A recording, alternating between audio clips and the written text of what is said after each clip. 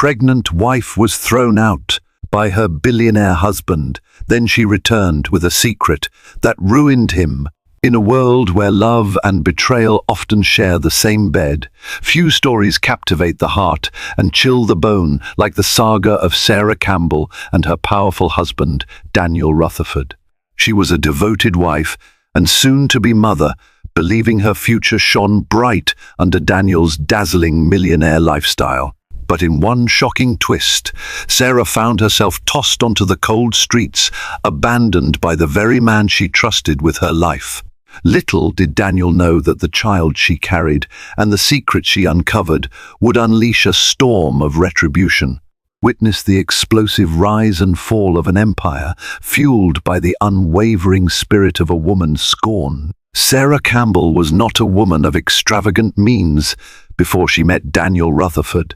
Hailing from a humble suburb in Pennsylvania, she had been raised by her grandmother, an iron-willed lady named Beatrice Sullivan, who taught Sarah the importance of resilience. Sarah learned at an early age that life seldom handed out privileges without demanding a price. Despite limited resources, she managed to attend a decent college, major in business administration, and land herself an entry-level position at Rutherford Holdings. Rutherford Holdings had been a name whispered in the corridors of power, associated with large-scale investments in real estate, technology startups, and international trade. The face behind it all was Daniel Rutherford, a charming, sharp-minded man with an uncanny ability to manipulate markets and, in some circles, people. Daniel was notorious for his personal life as much as for his business acumen. Still in his 30s, his future looked limitless. He wore success like a tailored suit, captivating any room he entered. Some women found him arrogant, but many found him irresistible. Sarah first encountered Daniel during a staff conference in New York. She had been new to the company, naive, and determined to make a good impression. She hadn't expected the CEO himself to walk into the small orientation session, but there he was, greeting fresh hires as though they were future partners, not mere cogs in his expansive machine.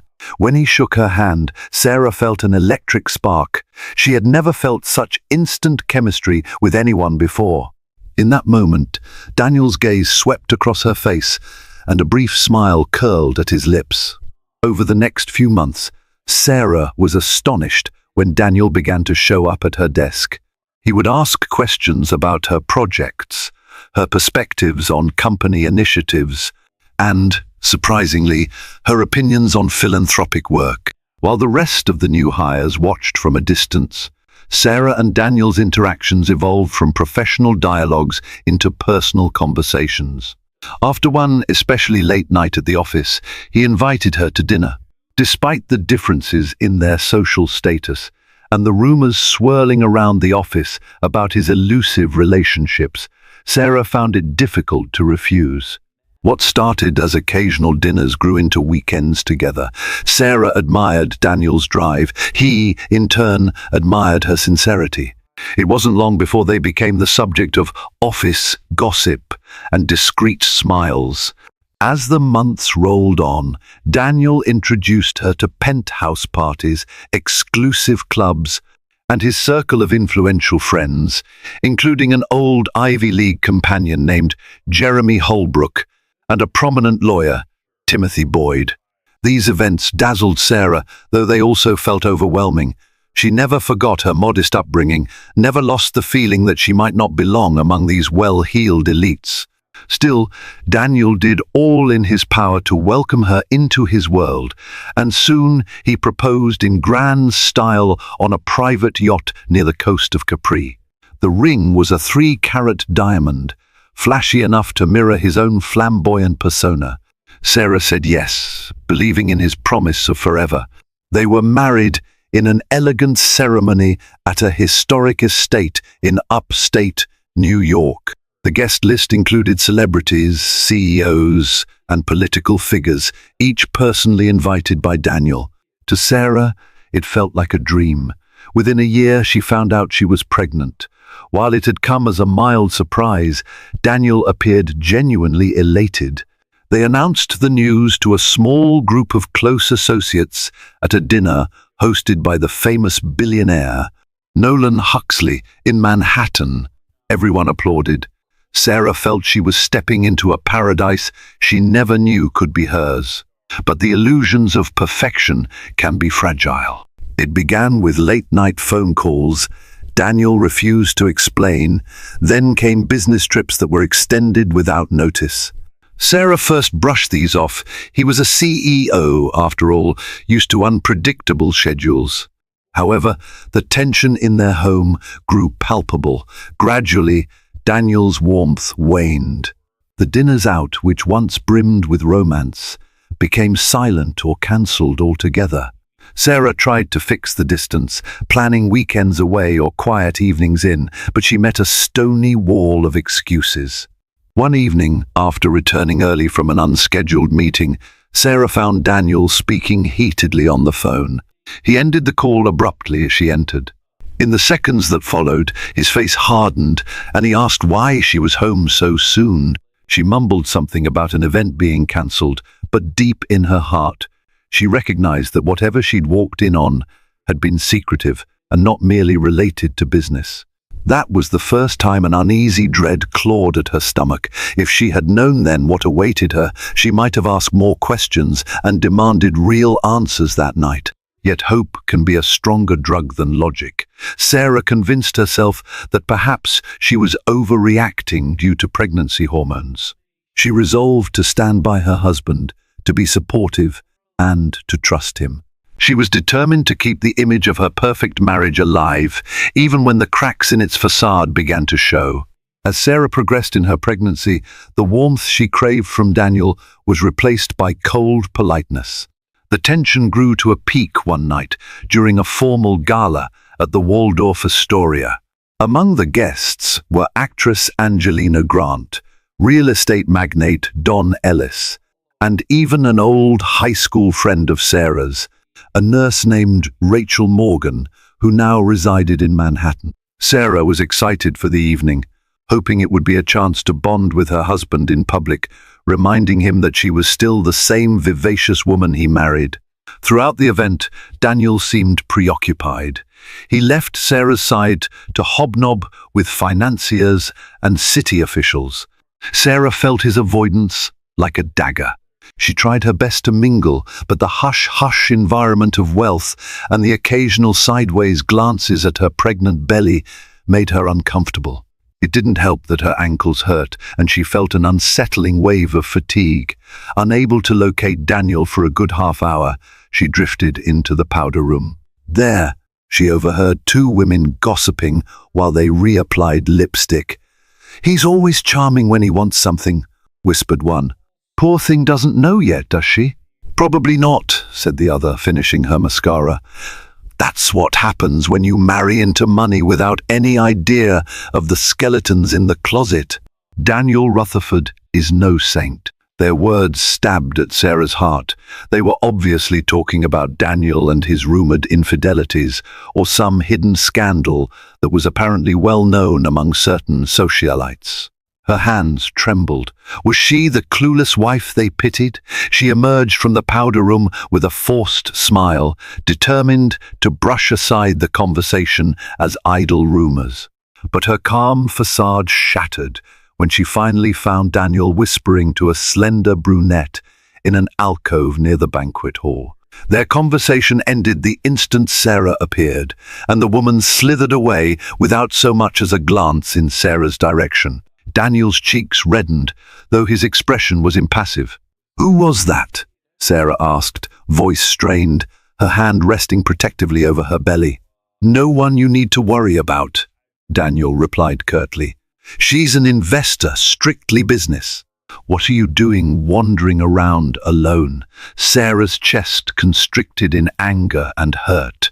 "You abandoned me all night," she fired back. "I'm pregnant and tired, and you don't even notice." Daniel closed his eyes and exhaled. "Look, we'll discuss this at home," he said, guiding her back to the main event. But the fervor in his touch was gone. All that remained was a faint sense of obligation, as though Sarah were an asset he needed to keep track of for the evening's sake. The limo ride home was silent, except for the hum of New York traffic. Sarah wanted to scream, to demand Daniel explain his secret conversations, his aloofness, and the rumors. But she couldn't risk aggravating her delicate state, and Daniel's closed-off aura made it clear she wouldn't receive straightforward answers.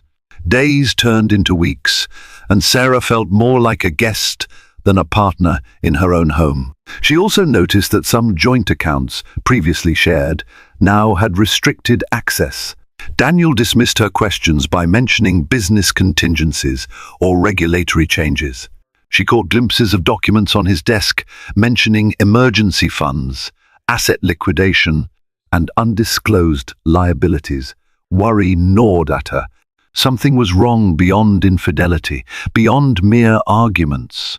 She began to suspect that Daniel was either burying a catastrophic financial problem or orchestrating something that would transform both their lives. One morning, her suspicions crystallized when an envelope was delivered to the house by a private courier.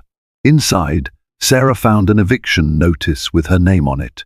It stated that she no longer had any legal right to reside in the property. A blank stare overtook her face. It was like reading a nightmare in black and white. She stormed into Daniel's study, the crisp letter clutched in her trembling hands. "What is this?" she demanded, tears of shock in her eyes. Daniel sat behind his massive mahogany desk, a forced air of composure about him. A framed photo of them on their wedding day was perched just behind him, a cruel reminder of better times.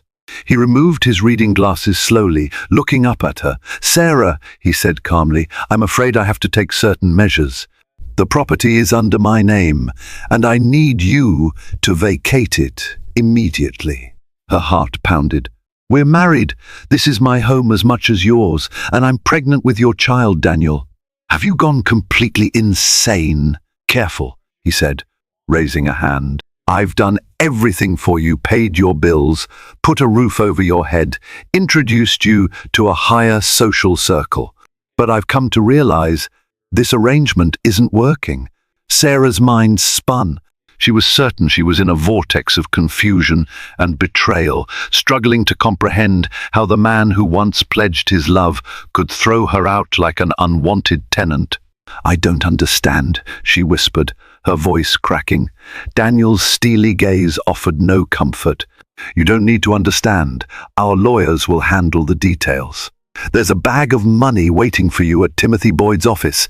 You'll find instructions there. I suggest you go quickly." Sarah's knees threatened to buckle. She shot back. "I won't leave. This is madness. Were a family." "Sarah," Daniel said icily, "I advise you to cooperate. Otherwise I can make this much worse. The child, I'm prepared to handle that situation as well." The threat was unspoken, but its meaning was clear. If Sarah resisted, he might fight her for custody or discredit her in a way that would crush her. The tears that streamed down her face burned hot with a mixture of heartbreak, fear, and outrage. She had no choice but to pack a few belongings, grasping onto her pride by a thread as she stepped out of the house she once thought was her safe haven. The tabloids got wind of the unfolding drama quickly. Millionaire Daniel Rutherford's pregnant wife leaves mansion. "Mysteriously," screamed the headlines. It was humiliating. Sarah found temporary refuge at a small motel on the outskirts of the city, paying in cash with the few $100s she had on hand. The rest of her funds were in accounts somehow frozen or monitored by Daniel's legal team. Helpless and alone, she spent her first night away from the mansion, crying into a pillow that smelled of cheap laundry detergent and heartbreak. The next day, she remembered her old friend from high school, Rachel Morgan, who had become a nurse in the city. Rachel and Sarah had reconnected briefly at the Waldorf Astoria Gala. Rachel was one of the few people in Manhattan who might be willing to help without prying for gossip. Struggling with morning sickness and exhaustion, Sarah took a taxi to Rachel's apartment in Harlem. When Rachel opened the door, surprise and concern flitted across her face. Sarah's appearance spoke volumes. Her hair was disheveled, her eyes were swollen from tears, and the baby bump under her loose sweater told a story of a pregnant woman in distress. "Sarah?" Rachel's voice trembled in concern. "Oh my God, what happened? I read something in the tabloids, but I didn't believe." "It's all true," Sarah croaked, tears threatening to return. "Daniel kicked me out. I have nowhere else to go." Rachel opened her arms, and Sarah collapsed into them, sobbing. The next few hours were spent on Rachel's couch as Sarah recounted the nightmare. She spoke about her eviction, her suspicions, and the bizarre reference to instructions at Timothy Boyd's office. Rachel listened intently, occasionally pressing tissues into Sarah's hands. "You're staying here," Rachel declared firmly when Sarah suggested she might get another motel room. "I don't care if your husband, ex-husband, or whatever doesn't approve. We'll figure this out." With a warmth that reminded Sarah of simpler times, Rachel gave her a safe space to rest and recuperate. Over the next few days, Sarah scoured the internet, rummaging for clues as to what Daniel was up to. She discovered that certain major business transactions were swirling around Rutherford Holdings. There was talk of a shady merger, accusations of fraud from smaller investors, and hush-hush references to offshore accounts. Newspapers speculated, but no one had concrete proof. Oddly enough, Daniel's name was always insulated, never directly tarnished. "I wonder if he's trying to shield himself by cutting me loose," Sarah mused aloud one afternoon, sipping on the hot tea Rachel provided. "Like he wants to separate his personal assets from whatever's about to come crashing down." Rachel knelt beside her. "That might be it, but there could be more going on. He might be seeing someone else, or maybe—" She paused, uncertain whether to proceed. "Maybe he's threatened by the idea of an heir. Some men in those billionaire circles get paranoid about paternity and inheritance. Who knows?" Each theory stabbed Sarah's heart. She still recalled Daniel's earlier tenderness, how he'd once gently placed a hand on her belly, marveling at the life they created. Could everything have been a facade? A flicker of resolve ignited in her. "I need to talk to Timothy Boyd. He's our lawyer, or was. I need to find out what instructions Daniel left." Before she left Rachel's apartment, Sarah found a card Timothy once handed her at some corporate function. She dialed the number printed on it. He picked up on the second ring, and upon hearing her voice, he sighed. "Sarah, I was expecting your call." "Daniel told me to wait for you," he said, his tone neutral. "You need to come to my office as soon as possible." "Fine," she said. "I'll be there tomorrow."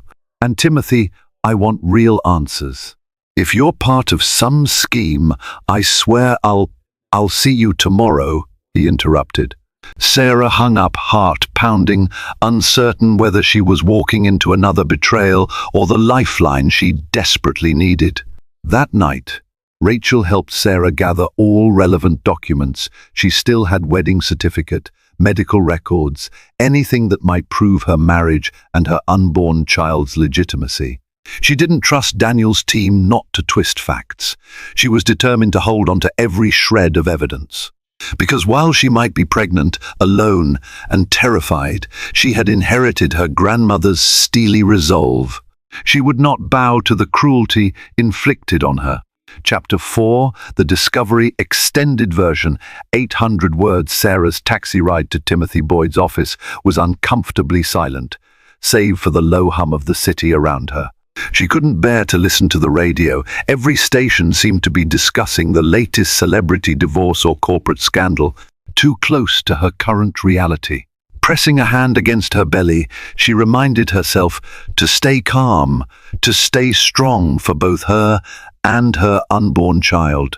The towering skyline of Manhattan loomed outside the cab's window, a glittering reminder of Daniel's world and the power he wielded within it. By the time Sarah stepped into the lobby of the sleek, glass-fronted building overlooking Central Park.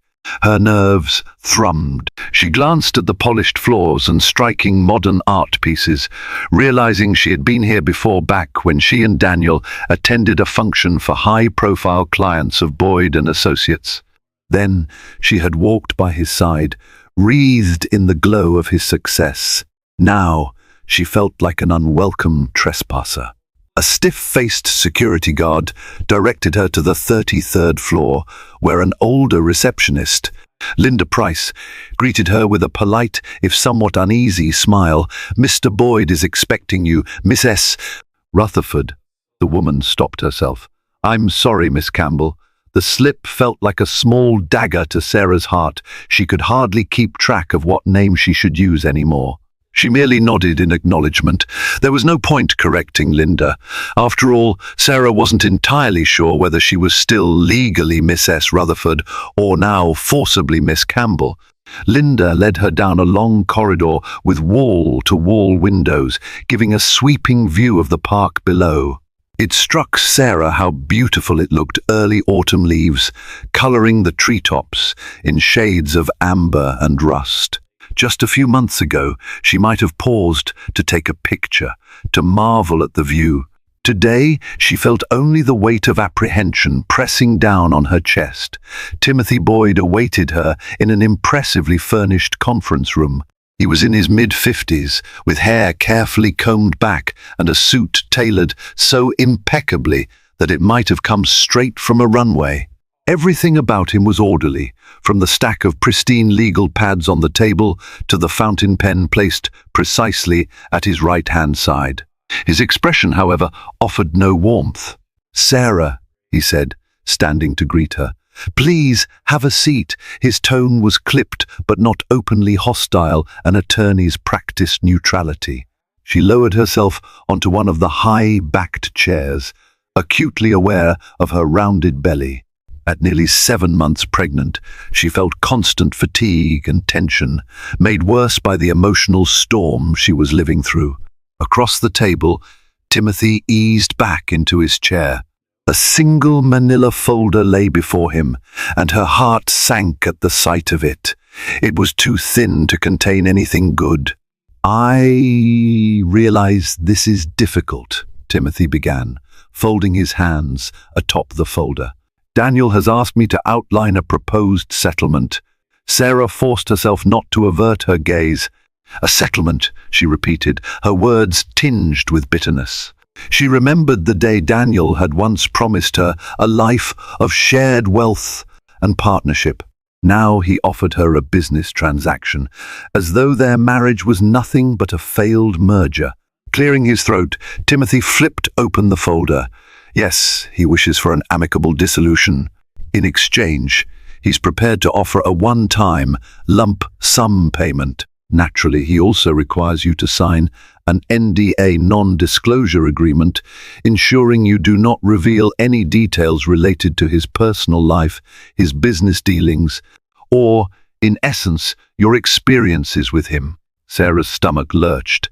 Each word felt like a betrayal. "And if I refuse?" she asked, setting her jaw. Timothy pressed his lips into a thin line. "He is prepared to fight you in court for custody. You should understand that he has vast resources. Lengthy litigation could be devastating emotionally and financially." She almost laughed at the sheer audacity. "So, Daniel wants me to vanish with a wad of money, sign away my right to speak, and risk losing my child if I don't comply." She trembled with anger, tears threatening to surface. This was more brutal than she had imagined, even in her worst nightmares. Timothy quietly slid a sealed envelope across the table. "These documents outline every term in detail. The figure he's offering is significant, likely enough to secure a stable future for you and the baby." He paused, hesitating. "Between us, Sarah, I'd advise you to think carefully about the child's welfare." Her gaze fell on the envelope, which suddenly seemed to pulse with an ominous weight. She pictured the settlement check inside, likely 7 figures, maybe more. Once upon a time, such money would have been beyond her wildest dreams, yet now it felt like blood money. Rage simmered beneath her shock. She gripped the table's edge to keep herself steady and remind herself not to lash out irrationally. "You tell Daniel," she said, voice trembling, "that I will never sign this. He can threaten me all he wants, but I'm not signing away my dignity. Or my child's." Timothy gave a resigned sigh. "He won't like that, Sarah. I'm merely the messenger, but I've seen how these situations escalate. Be prepared." She said nothing more. Standing, she left the documents on the table, ignoring Timothy's parting words. Linda tried to offer her a polite goodbye in the reception area, but Sarah hurried past, determined not to show her tears until she was away from prying eyes. The elevator ride down felt interminable. Everything around her, the glinting panels, the faint smell of cologne, the perfect stillness, seemed like part of Daniel's realm, where appearances were paramount and truth was often buried. By the time the doors slid open into the lobby, she had steeled herself with fresh resolve. She would not be cornered into silence. Outside, the autumn breeze hit her cheeks, bracing and real. The paparazzi had arrived, 2 or 3 of them snapping photos, shouting questions about the imploding Rutherford marriage. She turned away, her heart pounding, desperate to escape their invasive glares. Hailing a taxi proved challenging, but finally she slipped into the back seat, gave Rachel's address, and exhaled a shaky breath. At least in the car, she had a moment's reprieve from the cameras. Yet her determination only grew stronger. Each time she recalled Daniel's ultimatum and the potential for him to seize custody of her baby, she felt fresh indignation. She hadn't come this far just to be silenced. After all, if Daniel was so desperate to keep her quiet, what was he trying so hard to conceal? Once back at Rachel's small apartment, she found solace in the simple furnishings. The aroma of fresh coffee brewing in the kitchenette, and the comforting sight of her old friend standing by the window, concern etched on her face. It was a far cry from the mansion she had once called home, but it was real. More real, perhaps, than anything she had shared with Daniel in those last tumultuous months. That night, after recounting the day's events to Rachel, Sarah made a call she had been hesitant to place. James Harrison, an investigative journalist she'd crossed paths with at a charity function, answered on the third ring. Though they were not close friends, he had shown genuine kindness and curiosity in their brief interactions. If anyone could help her dig deeper into Rutherford Holdings, it was James. And if Daniel had gone to such lengths to muzzle her, the truth lurking beneath his empire had to be enormous. When James agreed to meet, Sarah felt her pulse quicken. There was fear, yes, but also a renewed sense of purpose. Daniel might have thrown her out, threatened her finances, and tried to buy her silence. But he had severely misjudged her resolve. She was no longer the timid wife enthralled by wealth and glamour. She was a mother determined to safeguard her child's future, and now she was ready to uncover the secrets that Daniel Rutherford would stop at nothing to hide. At James Harrison's cramped but industrious office in Midtown, Sarah laid out everything she knew, the suspicious documents she glimpsed at the mansion, the restricted bank accounts, the hush-hush investor gossip, and Daniel's sudden push to sever ties with her through an NDA. James listened attentively, scribbling notes on a legal pad. Occasionally, he'd tap away on his laptop, cross-referencing Sarah's accounts with publicly available filings related to Rutherford Holdings. "This lines up with rumors I've heard," he said, scanning a newly uncovered article. Daniel's been consolidating assets under shell companies. Some people believe he's funneling money offshore to avoid certain investigations. Sarah's pulse quickened. What kind of investigations? James leaned back in his chair. Federal. There have been allegations of insider trading and potential fraudulent claims about the company's finances. Nothing concrete, but where there's smoke, there's usually fire. If Daniel's trying to distance himself from you right now, he might be ensuring you can't be used as a witness against him. Sarah swallowed hard. recalling the legal documents referencing the NDA. So he wants to silence me before investigators ask questions. James nodded gravely. If he's indicted, or even under serious scrutiny, a spouse could be compelled to testify. But if you're no longer considered a spouse, or if you sign an NDA, that changes the dynamic. The realization crashed over Sarah like icy water. Daniel's betrayal was about self-preservation.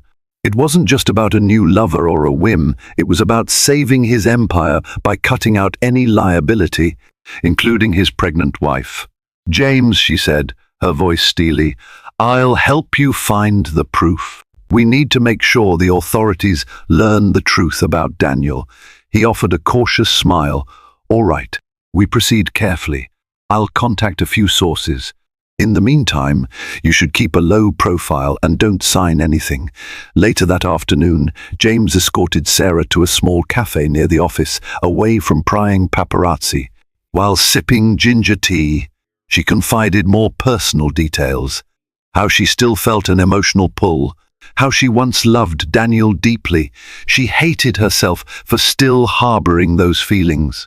James gently reassured her that heartbreak was normal, even when the cause was monstrous. Over the following weeks, Sarah played detective.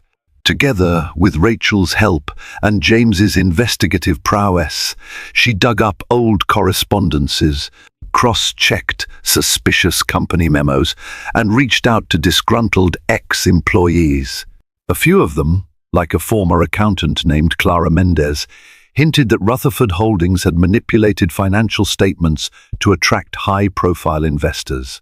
Clara, however, was too frightened to go on record. The fear of Daniel's retaliation was as potent as it was real. In the meantime, Daniel's lawyers bombarded Sarah with calls and emails, demanding she come in for depositions or sign the settlement. She ignored them, focusing on her new mission. Yet each unanswered call heightened her anxiety. She was nearly 7 months pregnant, with limited financial resources, relying on Rachel's goodwill to keep a roof over her head. Every day, she dreaded some new legal trap or emotional blow from Daniel. Then, in a twist of fate, Sarah received a discreet tip, an unsigned note slipped under Rachel's apartment door. It read, "Look into Sphere investments. Your husband's house of cards will fall." At first, she thought it was a prank, but she passed the note to James. He immediately recognized the name. "I've heard whispers about Sphere," he said, lips pressed tight. "It's rumored to be a shell corporation linked to major money laundering for big players in the finance world. If Rutherford Holdings is tied to it, that's huge." That same day, James discovered that Sphere Investments had purchased substantial shares in Rutherford Holdings just 2 months before Daniel served Sarah with the eviction. The transaction was buried in a complex web of shell entities. If proven, it would implicate Daniel in a massive fraud scheme. "This must be why he's so determined to cut you off," James concluded, eyes gleaming with the excitement of a journalist on the brink of a major scoop. "If you blow this open, he could face criminal charges." Sarah took a shaky breath. "Then we have to blow it open." Stepping out of James's office, she recognized how her life had changed. She was no longer the timid wife overshadowed by her millionaire husband. She was a woman on a mission not merely to survive, but to protect her unborn child and ensure that Daniel faced justice. The prospect terrified and exhilarated her. In the back of her mind, she remembered her grandmother's words, "You're stronger than you think, Sarah. Sometimes you just have to stand up and fight." As if to confirm their darkest suspicions, Daniel launched a public relations offensive. News outlets sympathetic to him published stories painting Sarah as an opportunist who had tried to trap Daniel with a pregnancy, then attempted to extort money from him. Reading these articles felt like a knife in Sarah's chest. She recognized the cunning hand of Daniel's spin doctors. With enough repetition, the public might come to believe she was the villain in his story. Despite the emotional toll, Sarah pushed on. James prepared a preliminary expose for Financial Pulse. It was a meticulously detailed piece that mapped out the labyrinth of offshore accounts, the hidden ties to Sphere Investments, and how Rutherford Holdings used inflated numbers to secure massive loans. The article also hinted at potential bribery in foreign markets, though that portion was still under investigation. "We can't publish until we have irrefutable evidence," James cautioned. "Right now we have documents, but they're not definitively tied to Daniel's personal actions. Sphere is a spider's web, and we need the spider." Sarah's phone buzzed incessantly with missed calls from unknown numbers. "On a hunch?" she answered one. The voice on the other end was female, trembling with urgency. "Miss S. Campbell?" The woman paused. "My name is Elaine Grant. I used to be Daniel's administrative assistant. I can't talk long. I heard what you're doing, and I think I can help." Sarah's pulse raced. "Elaine, if you have any proof, I do, but I'm terrified. Daniel fired me when I started asking too many questions about wire transfers.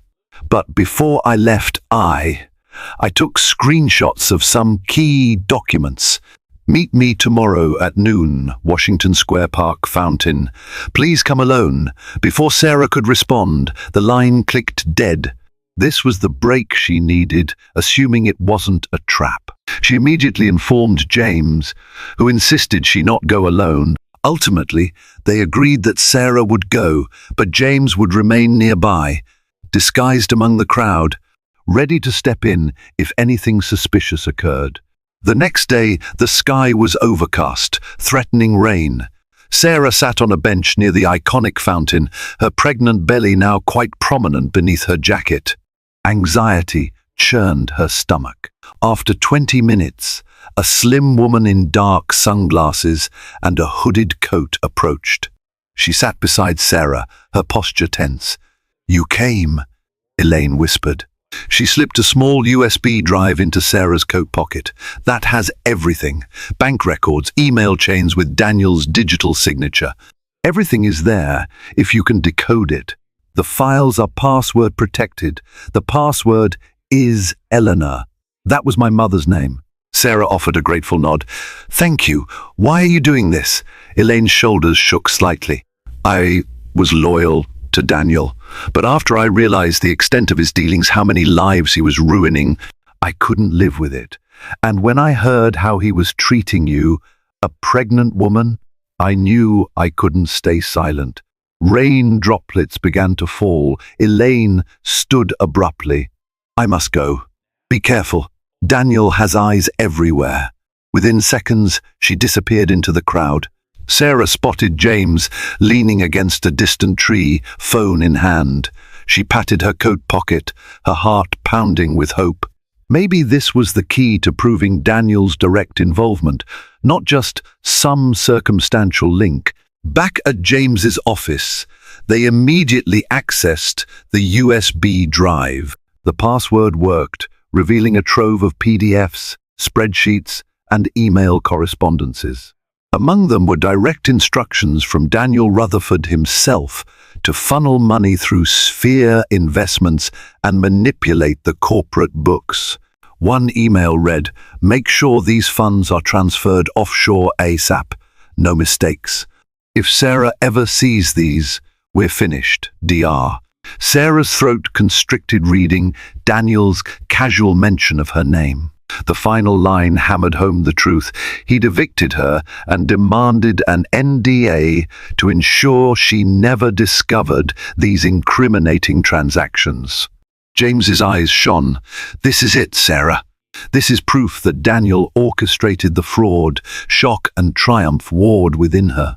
She thought of the baby growing inside her and the horrifying knowledge that if she hadn't uncovered this, Daniel might have taken everything from them, leaving them penniless while he continued to operate above the law. They spent the next few days meticulously organizing the evidence. James also contacted an old mentor at the New York City District Attorney's office to set up a confidential meeting. By the time Sarah got home to Rachel's apartment each night, she was exhausted, physically and emotionally. Still, she pressed a hand to her abdomen, murmuring words of reassurance to the child who would soon enter this chaotic world. She vowed to stand strong, to see this through, no matter the cost. On a crisp morning, Sarah and James found themselves in a private meeting room at the district attorney's office. Assistant to Caroline Park was a no-nonsense woman in her 40s, known for her tenacity against high-profile criminals. She listened as they laid out the case, the shell corporations, the offshore accounts, the blatant forging of financial statements, and, finally, Daniel's orchestrated plan to isolate Sarah. Caroline's gaze was intense. "This is explosive," she said, tapping the USB drive. "We can pursue charges if we verify these documents. My team will launch a formal investigation, but be warned, this will be a high-stakes case." Daniel Rutherford has friends in powerful places. Sarah squared her shoulders. "I have a child to protect. I'll do whatever it takes." Leaving the DA's office felt surreal. Sarah found herself trembling, not just from fear, but from the weight of what she had set in motion. She had effectively declared war on her estranged husband. In the coming days, she gave a confidential deposition to the federal investigators. She told them everything: how Daniel had coerced her, threatened her with custody battles, and orchestrated the eviction. James's article was postponed pending the official inquiry, ensuring that Daniel wouldn't have time to destroy evidence or bribe his way out. A week passed with no visible reaction from Daniel, which only increased Sarah's sense of impending doom. Then, early one morning, a barrage of texts and calls flooded her phone. One was from Rachel. "OMG. Sarah, turn on the news now." She scrambled for the remote in Rachel's living room. The screen lit up with an image of Daniel Rutherford being escorted by men in suits, federal agents, out of his midtown office. Headline after headline flashed: Daniel Rutherford arrested in massive fraud investigation, FBI raids Rutherford Holdings, and offshore scandal exposed. Sarah stared, heart pounding. The unstoppable tycoon now looked humbled, face tense as cameras snapped from all angles. James called moments later, his voice filled with excitement and concern. "They've taken him in for questioning." The DA's office must have found enough evidence to proceed. "This is happening, Sarah." Emotions overwhelmed her: vindication, sadness, and, oddly enough, a pang of sorrow for the man she once loved. But that sorrow was dwarfed by the relief that justice might finally be served. In the aftermath of Daniel's arrest, Sarah braced for the attacks from his defense team. Within days, a statement was released claiming Daniel was wrongly accused and that a disgruntled ex-wife had fabricated evidence. His lawyers portrayed him as a brilliant businessman targeted by jealous rivals. But the authorities moved swiftly. More evidence emerged from Rutherford Holdings employees emboldened by Daniel's arrest. Elaine Grant's documents were just the tip of the iceberg. A wave of whistleblowers followed, each contributing damning pieces to the puzzle: manipulated financial reports, bribes to foreign officials, and money laundering schemes of staggering scope. Amid the chaos, Sarah received an unexpected call: Daniel. Despite everything, she accepted the collect call from the detention center. His voice sounded worn, a shadow of his once confident tone. "Sarah," he said softly, "I don't know why you did this, but—" She clenched her jaw. "You gave me no choice, Daniel. You tried to destroy me, to keep me silent." He was quiet for a moment, then sighed. "I never wanted it to get this far. I made mistakes, trusted the wrong people. I panicked. This child, you don't understand." She felt tears prick her eyes, but steeled herself. "You're right. I don't understand how you could betray your own family." His voice cracked. "Look, for the sake of our child, maybe we can negotiate." If you help me show that I was coerced by associates, she cut him off, fury burning anew. Coerced? Your own emails prove you orchestrated the fraud. Daniel, this was your empire. You built it from the ground up and molded it in your image. You threatened to take my baby if I spoke out. Now you want me to save you? Silence answered her. She ended the call. Over the next few weeks, Sarah stepped into a new role. She worked with Caroline Park to clarify any lingering details, offering her full cooperation. She also prepared for the imminent arrival of her baby, using the modest financial resources still available from her personal savings before Daniel's legal siege began. James, ever the supportive friend, offered to help with baby essentials. Rachel insisted Sarah move in permanently until she could find a more stable place. News outlets shifted their narrative. Sarah was no longer painted as the greedy gold digger. She was the pregnant whistleblower whose bravery had helped expose one of the biggest financial scandals of the decade. Offers for interviews flooded her inbox, but she stayed selective, not wishing to overshadow the criminal case or jeopardize the safety of her unborn child. Then, one night, just as Sarah was winding down with a cup of chamomile tea, she felt her first contraction. The baby was coming a week earlier than expected. Rachel rushed her to the hospital, where Sarah spent 7 intense hours in labor. Finally, at dawn, a new life entered the world, a baby girl whom Sarah named Hope Elizabeth Campbell. Exhausted but triumphant, Sarah cradled her daughter, tears of joy mingling with tears of relief. She had feared Daniel's shadow would eclipse this moment, but in that hospital room, she felt only love and freedom. She promised Hope that she would give her a life filled with honesty and warmth, far from the manipulations of wealth and corruption. Several weeks after Hope's birth, Sarah was summoned to the courthouse to give formal testimony in Daniel's trial. Armed with Elaine Grant's documents and James Harrison's investigative research, the prosecution built a formidable case. The secret Sarah wielded those incriminating files that Daniel had so desperately tried to bury became the linchpin of the trial.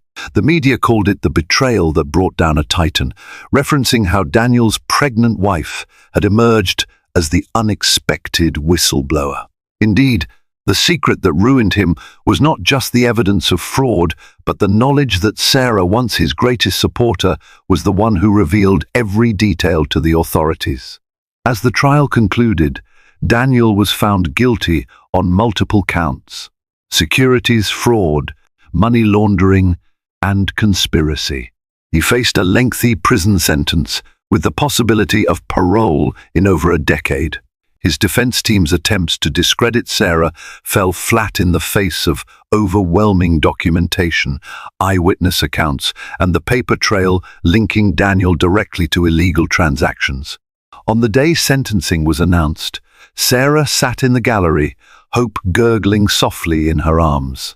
The judge delivered a scathing rebuke of Daniel's actions, condemning his exploitation of the financial system. Cameras flashed, spectators whispered. Daniel, once the polished millionaire, stood shackled in a plain suit, his life and empire in shambles. Their eyes met briefly as he was led out of the courtroom. Regret, shame, maybe even a flicker of sorrow crossed his features. Sarah felt a pang of sadness for the love story that had died, but she also felt an immense surge of relief and resolve. She whispered to Hope, "We're free now," pressing a kiss to her daughter's forehead.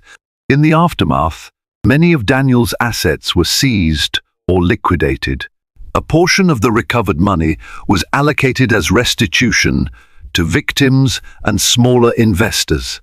Some portion, as determined by the court, was set aside for child support, legally ensuring that Daniel's child would have resources even if he was behind bars. While Sarah could never fully separate herself from Daniel's legacy, Hope would always carry some part of him.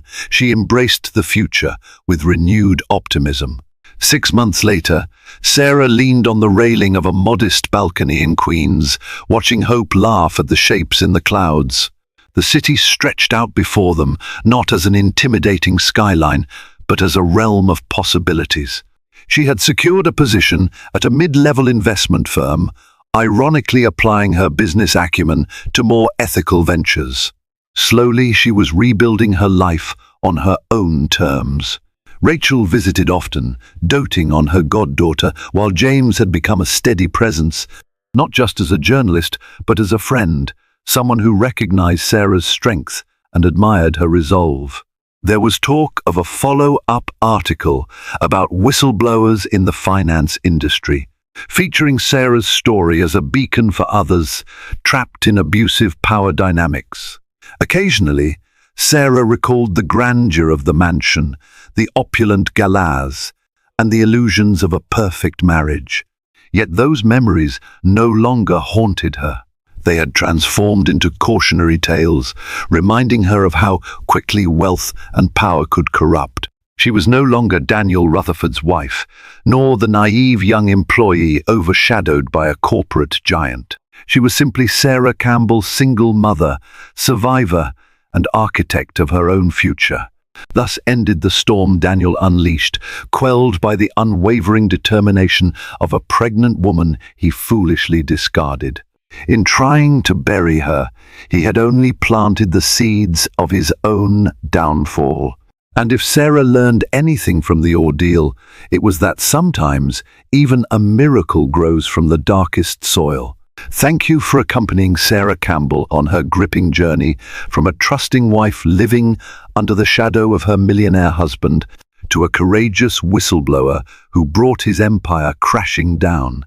Through heartbreak and betrayal, she found her inner strength and rose above every obstacle to protect her unborn child and reveal the secrets Daniel Rutherford worked so hard to hide. Her story reminds us that hope can indeed triumph over corruption, and that one person's bravery can alter the course of many lives. If this powerful story moved you, please take a moment to like, share, and subscribe to this channel. Every click shows us you value stories of resilience and justice. Let's spread the message that, no matter the odds, standing up for what's right is always possible. Your support makes all the difference. Together, we'll continue to bring you more incredible, real-life drama fiction.